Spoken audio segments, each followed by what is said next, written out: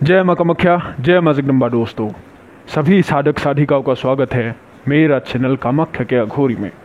दोस्तों, आज मैं आप लोगों के लिए एक बहुत बढ़िया साधना लेकर आया हूँ। जो मैंने साधना लाया था हनुमान मार्ग के सिक्के का साधना। इसमें लोगों का सवाल आया कि गुरुजी क्या वाकई में इसमें हनुमान जी प्रत्यक्ष होता है? जी बिल्कुल, इसमें प्रत्यक्ष होता है हनुमान जी। मैंने इसलिए तो आप लोगों को बताया है, और ये हनुमान जी का ही साधना है, कोई दूसरे शक्ति इसमें नहीं आता। जब कोई साधक इसको करेगा या फिर हमसे इसका सिद्धि ट्रांसफर भी लेता है, कोई भी अनुभव आएगा तो मैं आप लोगों को सुना दूंगा कि ये अनुभव कैसे होते हैं और क्या क्या कर सकते हो। आप लोग को ये समय में पता चल जाएगा जब कोई साधक अगर इसका साधना करता है तो। ठीक है, तब तक आप सभी लोग इंतजार करो, क्योंकि मैं मुंह से बोलूंगा तो शायद आप लोग को यकीन नहीं भी हो सकता है। हाँ, यकीन आप लोग करोगे, लेकिन इतना भी नहीं। लेकिन जब कोई दूसरे इंसान के मुंह से सुनोगे, जब आप लोगों के तरफ से ही कोई सीखने के लिए आएगा, तब उनका अनुभव सुनिएगा कि उनको क्या क्या लाभ होता है और हनुमान जी कैसे एक साधक के ऊपर कृपा जब बनाता है तो साधक के जीवन में कितना बदलाव आता है, आप लोगों को पता चलेगा। तो बढ़ते हैं आज के साधना के विषय की ओर कि आज का साधना क्या है। आज एक बहुत ही बड़ा शक्ति का साधना डालने जा रहा हूँ, ठीक है, और आप लोग को उसका जानकारी बताने जा रहा हूँ। ये एक राक्षस का साधना है, ठीक है।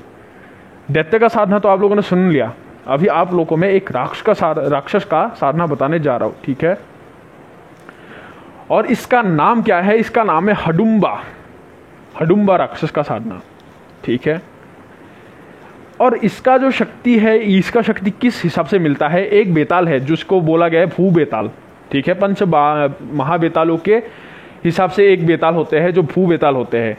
तो इसका जो स्थान होता है ये ऐसे जगह में रहता है जहां पे जिस जगह को कम से कम 5-6 सालों से या फिर 10 साल के अंदर कोई भी, ये समझ लो 5 से लेकर 10 साल के अंदर जो ज़मीन को नहीं खोदा गया है, तो ऐसे जगह में वो रहना पसंद करता है, ठीक है।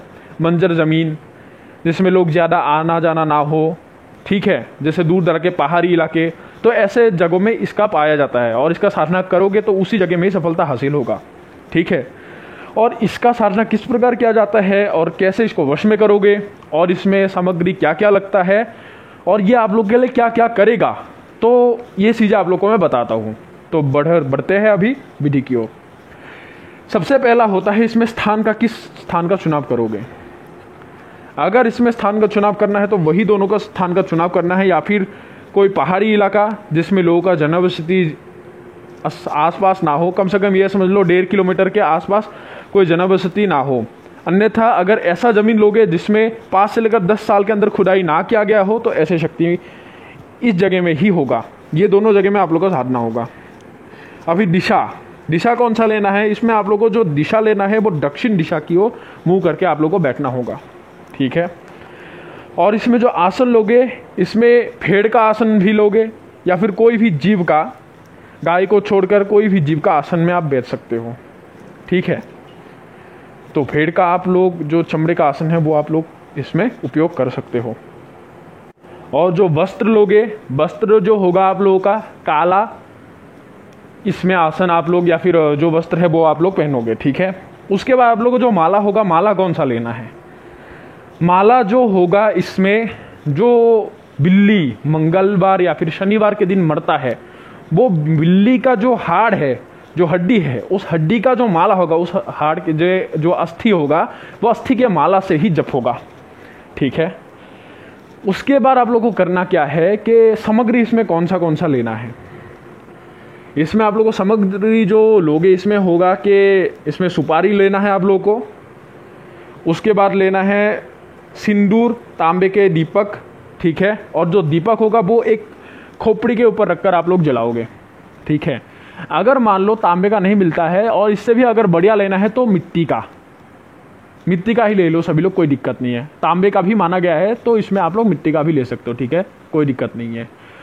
उसके बाद आप लोगों को करना क्या है कि एक देसी दारू का पौवा, मदिरा, ठीक है, वो मदिरे का आवश्यक होगा। देसी दारू हो तो बढ़िया है। उसके बाद लेना है आप लोग को बकरे का मांस। ये जो सामग्री होगा वो आप लोग को लेना होगा। दिया लोगे और दिया को जो होगा वो खोपड़ी के ऊपर आप लोगों को रखकर जलाना होगा। और उसके बाद दारू आप लोगों को सामने रखना होगा और मांस भी आप लोग सामने रखोगे। और जो बिल्ली के हड्डी का जो अस्थि का वो माला होगा, वो माला से आप लोग जप करोगे। मंत्र जप इसमें आप लोग को कितना करना होगा? मंत्र जप जो होगा इसमें 11 माला 78 बार आप लोग को जप करना होगा, ठीक है। और इसमें जो साधना होगा वो साधना कितने दिन का होगा? साधना कुल मिला के आप लोग को 9 दिन तक करना होगा ये साधना।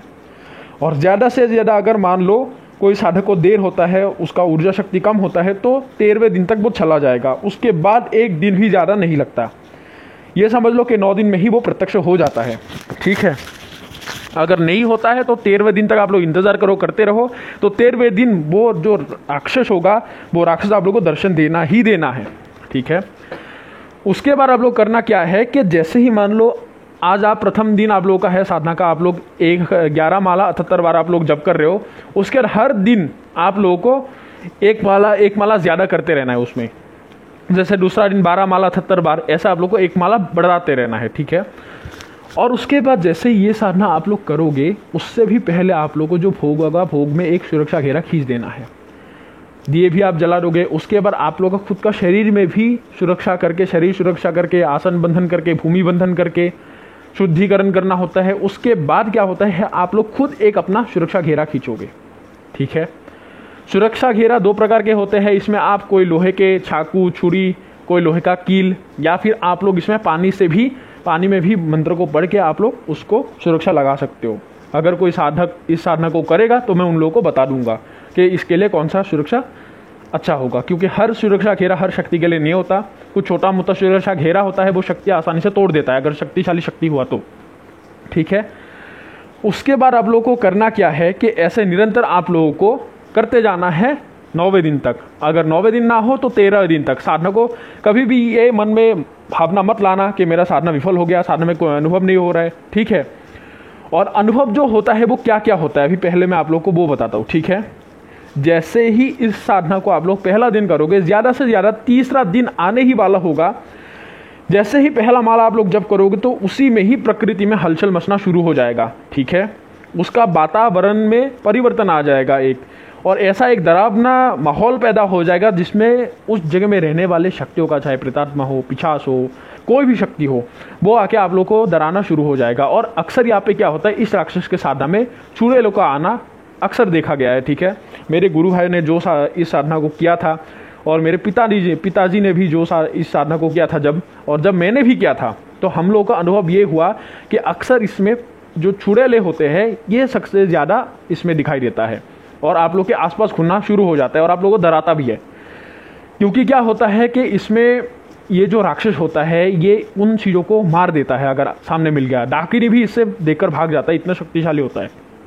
डाकिनी तक भाग जाता है, जो डाकिनी बड़े बड़े शक्तियों को मार कर उसमें विजय प्राप्त करता है, उसकी शक्तियों को ले लेता है, तो ऐसा डाकिनियों को भी ये भगा देता है। राक्षस इतना शक्तिशाली होता है, ठीक है। और ये क्या होता है, ये राक्षस ये समझ लो शिव को मानता है बहुत ज़्यादा, ठीक है। शिव का ये पूजा करता है, शिव का ये साधना करता है, या फिर इनको सेवा करता है। जैसे शिवगण में बेताल इनको मानते हैं, शिव का पूजा करता है। कोई मंदिर में शिव का मंदिर में ये आसपास घूमकर उसका रक्षा करता है, ठीक है। तो ऐसे ही ये शिव का भी भक्त होते हैं, ठीक है, शिव को मानते हैं। और इसमें आप लोग कोई भी इस राक्षस को सिद्ध करता है तो अक्सर लोगों का सवाल होता है कि गुरुजी क्या ये मंदिरों में जा सकता है? जी बिल्कुल, ये राक्षस आप लोग के साथ मंदिर में भी प्रवेश कर सकता है, इसमें कोई दोहराई नहीं है, ठीक है। उसके बाद होता है, मान लो कोई भी आप लोगों के ऊपर तंत्र क्रियाएं कर रहा है, कोई उच्च तंत्र के साधक हो, या फिर योगी हो, या फिर कोई बाबा हो। अगर इसको आपने आदेश दिया कि उसका बर्बादी करके आओ या फिर उसको ख़त्म करके आओ, तो वो कोई भी साधक हो, कोई भी उच्च कोटि के योगी ही क्यों ना हो, बड़े बड़े बाबा ही क्यों ना हो, इसको नियंत्रण नहीं कर सकता, और ना ही इसके शक्ति को आसानी से बांध सकता है। उसको काम को वो पूरा करके ही आएगा, ये इतना सामर्थ्य होता है। और उसके ज़रिए बहुत सारे ऐसे काम हैं, जैसे गुप्त धन के बारे में पता करना, उसके बाद गुप्त धन को कैसे निकालना है, गड़ा हुआ धन को, वो तक आपको निकाल के दे सकता है, धन के कमी को दूर करता है, और ऊपर से अदृश्य रूप में भी आप लोग के साथ रहता है। अगर ऐसा कुछ अनहोनी होने वाला है तो साधक को पहले सूचित कर देता है, ठीक है। तो दोस्तों, इसमें जो करना है अभी आप लोगों को बताता हूँ कि जो भोग होगा वो भोग को क्या करना है। भोग को आप लोगों को ये करना है कि जैसे आप लोगों का साधना उठ गया, उसके बाद शरीर को आप लोगों ने सुरक्षित कर लिया, तो घेरे को काट के मुंडे को तो साथ में ही ले आना है, और दिए को उसी जगह में ही जला के आप लोगों को छोड़ के आना है, ठीक है। और जो मान लो सामग्री होगा, वो सामग्रियों को आप लोगों को करना क्या है कि कोई पेड़ के नीचे कोने में वहाँ पे रख के चले आना है, और जैसे ही चले आओगे उसमें पीछे मुड़कर नहीं देखना है, ठीक है।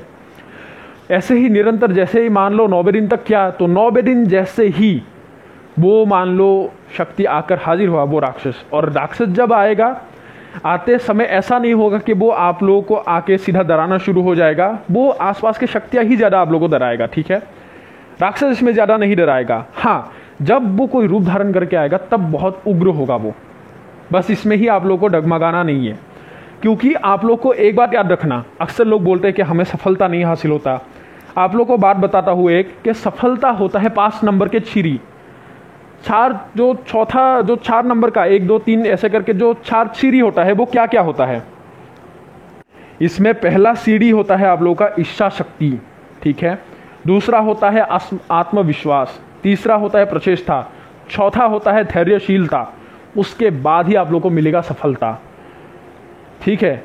इच्छा, आप लोग का इच्छा शक्ति इतना होना है कि आप लोग कैसा भी परिस्थिति आए, कैसा भी आप लोग को मुश्किलात आए, आप लोग के मन में ये होना चाहिए कि मैं इसको करूंगा ही करूंगा, ठीक है, किसी भी तरफ से इसको छोड़ूंगा नहीं। तो ये जिसके मन में भी ये भाग होगा, उस साधक को वो गुण अगर उसके अंदर होगा तो सफलता मिलना कोई बड़ा बात नहीं है। आत्मविश्वास, खुद के प्रति विश्वास, खुद के ऊपर पहला होता है, खुद के ऊपर विश्वास कि मैं ये कर सकता हूँ, अगर वो कर सकता है तो मैं क्यों नहीं। उसके बाद होता है गुरु के प्रति विश्वास और श्रद्धा। तीसरा होता है प्रचेष्टा, बार बार चेष्टा करना, कामों को बार बार करने के लिए कोशिश, ठीक है। उसके बाद होता है धैर्यशीलता। ये कब आएगा, ये आखिर में जैसे आया चौथे नंबर पे, इसका अर्थ है जब शक्ति आप लोग के सामने प्रकट होगा। कोई भी शक्ल लेके डराए, आप लोग को डरना नहीं है, बोलना है कि मैं मनुष्य हूं, कोई कुछ नहीं कर सकता, क्योंकि हम ही वश में करते हैं। तो बस ये भावना रख के आप लोग को डटे रहना है। आने दो, कौन आता है, आप लोगों को तो हिला भी नहीं सकता, ठीक है। और सुरक्षा घेरे के अंदर हो, डरना नहीं है, और गुरु के प्रति अगर विश्वास है तो जैसे ही वो चीज आ गया, आने के बाद आप लोगों को उग्र भाव से बोलेगा कि किस लिए बुलाया है, क्या काम है मुझसे। तो जैसे ही आप लोग को ये इशारा कर दे और आप लोग को बताए कि मेरा भोग दो, मुझे भोग ग्रहण करना है। और हर दिन याद रखना कि जिस जगह में भोग दोगे उस जगह में आकर देखना कि उसका जो भोग होगा वो दारू का जो बोतल है उसमें दारू गायब भी हो सकता है, और जो मांस रखोगे वो मांस गायब भी हो सकता है। और जो मांस होगा वो आप लोगों को हर दिन नया लेना है, और अगर उसमें कलेजा ले सको तो और बढ़िया है, ठीक है। तो जैसे आप लोग को बता दे कि मेरा भोग दो, तो उसी समय आप लोग को बताना है कि मैं आपको भोग अवश्य दूंगा, आपके लिए ही लाया हूँ, परंतु आपको मुझे वचन देना होगा। उसके बाद वो पूछेगा कि क्या वचन चाहिए, बोल। तो उससे राक्षस से क्या होता है, इसमें आप लोगों को 6 वचन मनाया जाता है, ठीक है। गुप्त जो वचन है वो मैं उस साधक को बताऊंगा जब कोई मेरे से साधना करेगा। यूं तो आप लोग को पता है कि 3 वचन क्या होता है, लेकिन इसमें जो बाकी का 3 होता है वो गुप्त माना गया है, ठीक है। वो उस साधक को ही बताया जाता है जो इस साधना का दीक्षा लेगा, शिक्षा ग्रहण करने के लिए आएगा, उसको हम बता देंगे, ठीक है। तो उसके बाद आप लोगों को करना क्या है कि आखिरी में जब आप लोगों को वचन देने के बाद आप लोगों को बोलना है कि अभी आपका मुझे अस्थि चाहिए, ठीक है। वो अस्थि अगर बोलता है कि नहीं दूंगा तो आपको बोलना है, अन्यथा अगर आप मेरे को अस्थि नहीं दोगे तो आपका भी मैं भोग नहीं दूंगा, ठीक है। उसका जो अस्थि होगा वो आप लोग को एक चीज देगा। वो अस्थि क्या होगा वो तब आप लोग को पता चलेगा, अभी मैं यहाँ पे आप लोगों को नहीं बता सकता। एक वस्तु देगा आप लोग को जो जमीन से उठकर खुद वो खड़ा हो जाएगा, वो चीज आप लोग को लेना होगा, ठीक है। वो चीज क्या होता है मैं उस साधक को समझा दूंगा जो साधना करेगा। तो वो चीज लेने के बाद आप लोगों को करना क्या है कि एक काले कपड़े में बांध लेना है, ठीक है। और तब आप लोगों को जैसे ही वो चीज बता दे, बोलना है कि इस चीज को हाथ में लेकर जब तेरा मंत्र को मैं 3 बार उच्चारण करूंगा, तुझे उसी समय आना होगा, चाहे कैसा भी समय हो मैं आपको बुलाऊं, चाहे दिन हो, रात हो, शाम हो, दोपहर हो, कोई भी दिन का समय हो, आप लोगों को आना होगा, आपको आना होगा। जैसे ये चीज बता दोगे तो आपको बता देगा कि ठीक है मैं आऊंगा। तो ऐसे बोलने के बाद सुरक्षा जो आप लोग भोग के चारों तरफ एक सुरक्षा लगाए थे उसको काट के वो भोग आगे बढ़ा देना है। वो उसको ग्रहण करके उसी समय आपको आदेश मांग के वो चला जाएगा, ठीक है। तो उसके बाद जो अस्थि होगा, जो वस्तु को आपको प्राप्त किया है आप लोगों ने, तो उस वस्तु को प्राप्त करके आप लोगों को चले आना है। चले आने के बाद आप लोगों का सिद्धि वो संपूर्ण हो गया है। उसके बाद मैंने जो कार्य बताया है उसके जरिए आप लोग क्या क्या कर्म कर सकते हो, तो वो चीज़ों को हर तरफ से कर्म कर सकते हो। और इसका आप लोग को एक गुप्त बताता हूँ, गुप्त जानकारी है कि किसी को अगर मनवाना है, ठीक है, जैसे वशीकरण करना है, बस उस इंसान के सामने जाकर इसका मंत्र को सिर्फ 7 बार पढ़ने मात्र ही आप लोग के वश में वो इंसान हो जाएगा, इतना सामर्थ्य होता है। और हडुम्बा राक्षस से कोई भी बड़े बड़े राक्षसों को आप लोग धूल छटा सकते हो। कोई भी ब्रह्म राक्षस भी आप लोग को टक्कर नहीं दे सकता। कयामत जिन हो या फिर समझ लो ब्रह्म दुष्ट हो या फिर ब्रह्म दैत्य क्यों ना हो या फिर शमशान दैत्य, कैसा भी दैत्य हो, कोई भी आप लोग को मुकाबला नहीं कर सकता। ठीक है, ये इतना सामर्थ्य होता है। दुनिया के किसी भी कोने में किसी भी जगह में आप लोगों को हाथ में बैठा कर आप लोगों को सैर करा कर ले आ सकता है। कोई जगह में भी आपको ले जा सकता है। कोई भी भारी से भारी वस्तु को गिरा सकता है। अगर बोलो कि ये बड़ा सा खड़े, इसको भी उखाड़ के फेंक दो, वो उसको भी उखाड़ के फेंकने में सामर्थ्य होता है। ठीक है, और अक्सर क्या होता है कि ये जो दैत्य होता है, इस दैत्य को आप लोगों को घर में बुलाना नहीं चाहिए। ठीक है, अन्यथा क्या होता है, ऐसा है कि पूरे छत को भी वो हिला सकता है, घर पूरा हिल उठेगा। इसका आने का तरीका आप लोगों को तब समझ आएगा, कोई भी साधक अगर इसको सिद्ध करता है तो, क्योंकि हमने परीक्षा इसका करके रखा है, इसलिए हम लोगों को पता है। इसलिए क्या होता है कि जब अर्धरात्रि का समय होता है, फिर रात्रि का समय होता है, तब अकेले में बैठकर इस चीज़ को बुलाया जाता है। ठीक है, जब निर्जन अवस्था होगा, जब सभी लोग सो जाए, रात्रि के समय कोई काम लेना हो, तो उसमें आप ले सकते हो। अन्यथा अगर किसी भी समय आपको आवश्यक हुआ तब उसको बुला सकते हो, कोई दिक्कत नहीं है। लेकिन ये समझ लो, अकेले में बुलाने के लिए कोशिश करना हमेशा। ठीक है, ये वो शक्ति होता है। अगर रही बात उसको देखने की, तो देखने में ये एक बहुत ही हट्टा कट्टा इंसान के शक्ल में आते हैं और उसके शरीर से एक बदबू निकलता रहता है। जैसे मान लो ये जो सड़े हुए अंडे जैसा होता है ना, उसका एक ऐसा बदबू निकलता रहता है उसके शरीर में से। ठीक है, और जैसे आप लोग को अस्थि प्रदान करेगा, वो उसी जमीन के अंदर वो घुस जाएगा, वो फिर से चला जाएगा जमीन के अंदर। ठीक है, तो दोस्तों अभी कैसा लगा आप लोग को ये साधना की जानकारी? ऐसे ही गुप्त साधनाओं के बारे में जानने के लिए हमारे साथ आप लोग जुड़े रहो।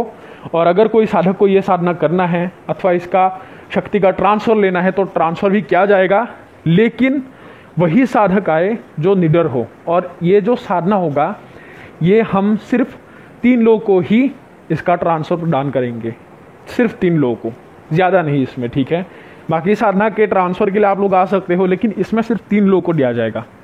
ठीक है, और वो भी देख रेख में देखकर पहले बताऊंगा कि आपके बारे में जानूंगा, कि जानकारी जानने के बाद ही इंसान का चुनाव करके ही इसको ट्रांसफ़र किया जाएगा। तो अभी सभी लोगों से इजाज़त लेता हूँ। जय मां कामाख्या, जय मां जगदम्बा।